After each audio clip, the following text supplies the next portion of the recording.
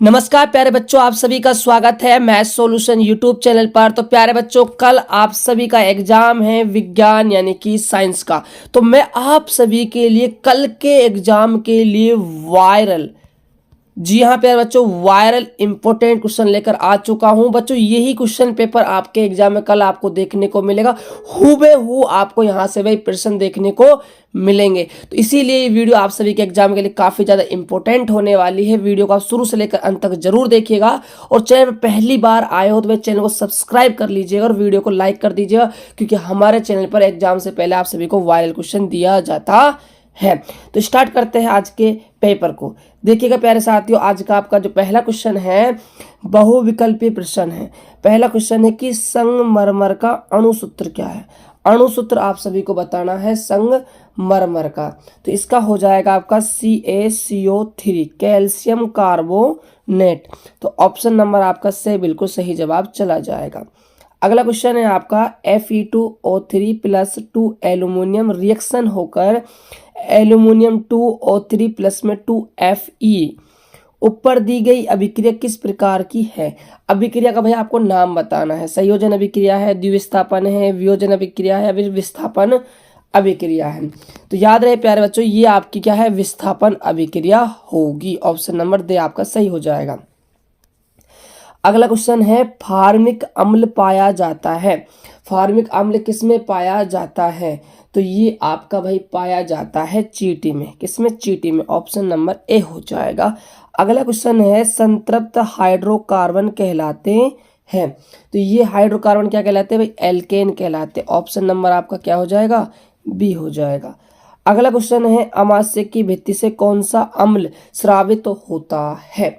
तो अमाशय की जो भित्ति है इससे भाई जो आपका है HCl हाइड्रोक्लोरिक क्या है, अम्ल स्रावित होता है। ऑप्शन नंबर ए हो जाएगा। अगला क्वेश्चन है मानव में निषेचन की प्रक्रिया कहाँ संपन्न होती है। तो ये मानव के अंदर भाई कहाँ होती है, अंडवाहिनी में क्या है, संपन्न होती है। ऑप्शन नंबर आपका भाई दे हो जाएगा। चलिएगा प्यारे बच्चों, अगला क्वेश्चन क्या है, आनुवांशिक का जनक किस वैज्ञानिक को कहा जाता है। तो किसको कहा जाता है भाई, आनुवांशिक का जनक पूछ रहा है, तो ये कहा जाता है मेंडल को। ऑप्शन नंबर आपका हो जाएगा से। अगला क्वेश्चन देखिएगा, डायप्टर मात्रक है। प्यारे बच्चों, डायप्टर है लेंस की शक्ति का मात्रक। फॉर्मूला है ना, P बराबर 1/F होता है। तो यहाँ पर आपका ऑप्शन नंबर से हो जाएगा। प्रकाश का वेग सर्वाधिक कहाँ होता है, सबसे ज्यादा प्रकाश का वेग कहाँ होता है। तो ये आपका होता है भैया, कहाँ पर होगा प्रकाश का वेग सर्वाधिक, आपको भाई बताना। ये निर्वात में होता है। कहाँ होता है, निर्वात में। ठीक है, 3 × 10⁸ मीटर पर सेकंड होता है, याद रख लीजिएगा। मानव नेत्र के निकट बिंदु नेत्र से कितनी दूरी पर होता है। डिस्टेंस पूछी जा रही है, तो ये आपका होता है भाई 25 सेंटीमीटर। ऑप्शन नंबर बे हो जाएगा। अगला क्वेश्चन देखिएगा, अगला क्वेश्चन है विद्युत परिपथ में धारा मापने का उपकरण क्या है। तो देखिएगा वोल्टमीटर, वोल्टमीटर का काम है विभव मापने का। एमीटर का काम है धारा का मापन करने का, और गैल्वेनोमीटर का काम है धारा का मापन करने का और साथ की साथ भाई दिशा का पता लगाने का। सिर्फ आपसे विद्युत परिपथ में धारा के बारे में बात की गई है, तो आपका आंसर हो जाएगा इसमें एमीटर। आप गैल्वेनोमीटर मत कर देना, गलत हो जाएगा भाई। स्पेशल पूछा है कि विद्युत धारा का ही मापन कौन करेगा, तो ये आपका एमीटर कर देगा। ठीक है, चलिएगा। अगला क्वेश्चन है विद्युत ऊर्जा को यांत्रिक ऊर्जा में रूपांतरित करने की युक्ति को क्या कहते हैं। तो याद रखिएगा, विद्युत को यांत्रिक में कन्वर्ट करती है उसको कहते हैं मोटर। क्या कहते हैं, मोटर। और यांत्रिक को यदि विद्युत में कन्वर्ट करवाए तो उसको कहते हैं भाई जनयंत्र। ये एक्स्ट्रा पॉइंट अच्छे से याद कर लीजिएगा। चलिए अगला देखिएगा, अब आप क्या आ जाते हैं भाई, रिक्त स्थानों की पूर्ति आपको करनी है। पहला क्वेश्चन है वह अभिक्रिया जिसमें उत्पाद के साथ ऊष्मा का खालिस्तान होता है उसे ऊष्माक्षेपी अभिक्रिया कहते हैं। तो यहाँ पर आ जाएगा भाई इस खालिस्तान में उत्सर्जन। उत्सर्जन कह दीजिए या फिर इसको आप निकलना कह दीजिए। क्या कहोगे, निकलना कह दीजिए, एक ही बात है। चलिए, धावन सोडा का जलीय विलयन खालिस्तान होता है, तो ये आपका भाई होता है क्षारीय। ठीक है, चलिएगा। एसिटिक अम्ल का खालिस्तान जलीय विलयन सिरका कहलाता है। एसिटिक अम्ल का, तो ये आपका जो होता है भाई, ये आपका 3% से ले क्या होता है 4% जो होता है, ये जलीय विलयन क्या है, सिरका कहलाता है। चलिएगा अगला क्वेश्चन है, सूक्ष्माकुर खालिस्तान पाए जाते हैं। तो ये पाए जाते हैं आपके भाई छोटी आंत में, छोटी आंत के अंदर पाए जाते हैं। अगला क्वेश्चन है, निर्वात में प्रकाश की चाल खालिस्तान मीटर पर सेकंड होती है। प्यारे बच्चों अभी बताया मैंने आपको 3 गुणा 10 की घात क्या है भाई 8 मीटर पर सेकंड हो जाएगी।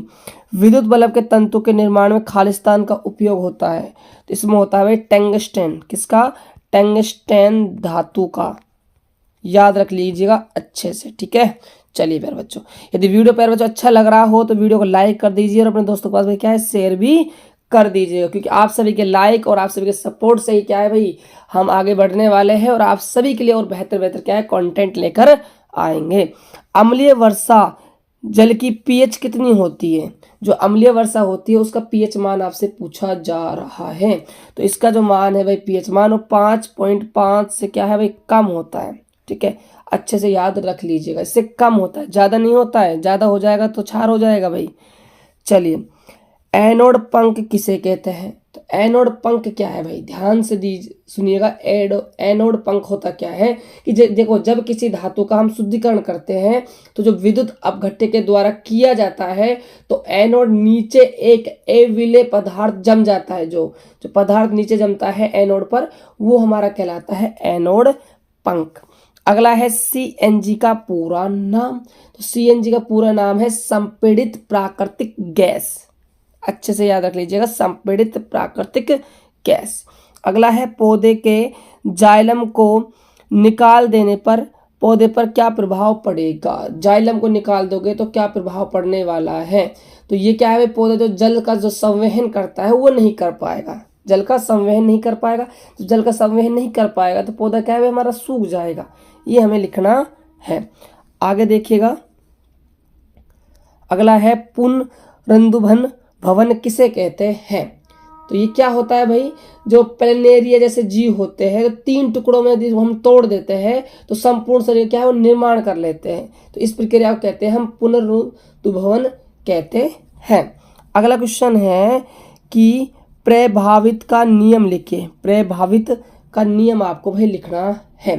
देखिए इसका नियम क्या है, देखिए जब 2 विपरीत लक्षणों वाले शुद्ध पौधों के बीच हम संकरण कराते हैं ना तो पहली पीढ़ी में केवल प्रभावी लक्षण प्रकट होता है, इसे हम प्रभाविता का नियम भी कहते हैं।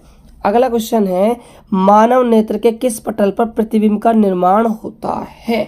तो मानव के जो दृष्टि पटल है जिसे हम रेटिना कहते हैं वहां पर क्या है प्रतिबिंब का निर्माण होता है, तो यहाँ पर हम लिख देंगे रेटिना, ये हमारा भाई सही आंसर हो जाएगा।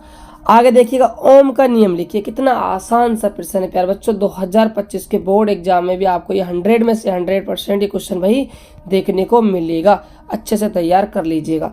तो ओम का नियम क्या कहता है कि यदि किसी चालक तार की भौतिक अवस्था है जैसे ताप, दाब, लंबाई, चौड़ाई, ऊंचाई और टेम्परेचर को स्थिर रखा जाए तो चालक के सिरों पर जो उत्पन्न जो विभवांतर है वो प्रवाहित होने वाली धारा क्या है समानुपाती होता है। समानुपाती हटेगा तो यहाँ आर क्या है कांस्टेंट आता है, जिसे हम क्या कहते हैं चालक का प्रतिरोध कहते हैं।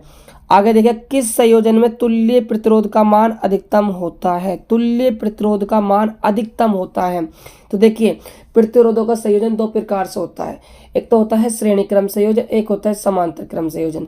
यदि श्रेणी क्रम संयोजन की बात की जाए जिसमें फॉर्मूला होता है R1 प्लस में R2 प्लस में R3 और जो 1 जो RP बराबर होता है 1 में R1 प्लस में 1 में R2 प्लस में 1 में R3।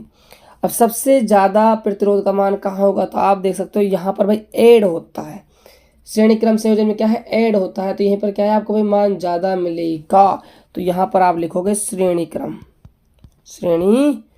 क्रम संयोजन में, ठीक है। चलिए अगला क्वेश्चन है आप सभी के सामने कि विद्युत चुम्बक में क्रोड सामान्यतः किसका बना होता है।